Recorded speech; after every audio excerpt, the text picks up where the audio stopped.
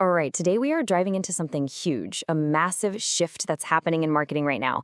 We're talking about a move away from that loud, in-your-face advertising to something, well, a lot smarter and way more effective. It's about winning customers by actually helping them. So let's break down how this works and why it is completely changing the game. So first up, let's talk about a problem that I'm sure a lot of you have felt. You're spending money on ads, you're pushing your message out there, but it just feels like the returns are shrinking, right? That old playbook, it just isn't hitting like it used to. So let me just ask you straight up.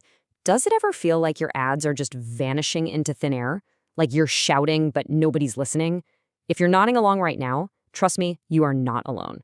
And there is a very, very good reason for it. Here's the deal. We see so many ads every single day, our brains have basically built up a firewall. We've just gotten really, really good at ignoring them. It's a defense mechanism. I mean, there are more ads being made than ever, but the number we actually pay attention to, it's plummeting. And this is where the big idea, the solution, really starts to click. This quote from Rebecca Lieb just nails it. Instead of pushing a message at people, the goal is to pull them in. It's all about attraction, not interruption. So, what is this new way? Well, it's called content marketing. And I know what you might be thinking. Oh, another buzzword.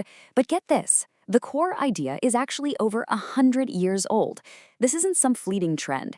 It's a proven strategy for earning attention, not demanding it. And if you don't believe me, just look at the history.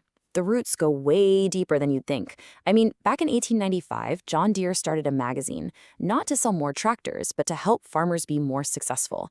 In 1900, Michelin created their famous guide to help people travel. And in the 30s, Procter & Gamble created the original soap operas to tell amazing stories. See the pattern? They were all helping, not just selling.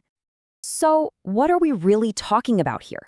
Well, the Content Marketing Institute defines it like this. But the two words you really need to focus on are relevant and valuable. The whole point is you're not making an ad. You're creating something your ideal customer actually wants, something they find useful, with the goal of, eventually driving a profitable action.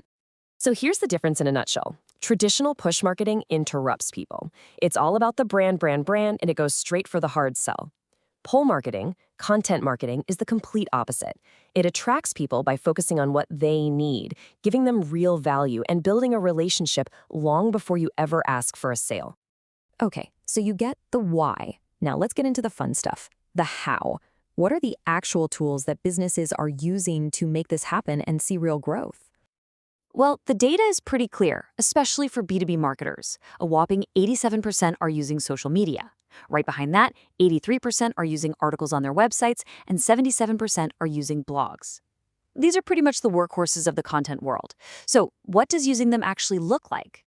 Social media isn't a billboard, it's a conversation. It's your digital coffee shop.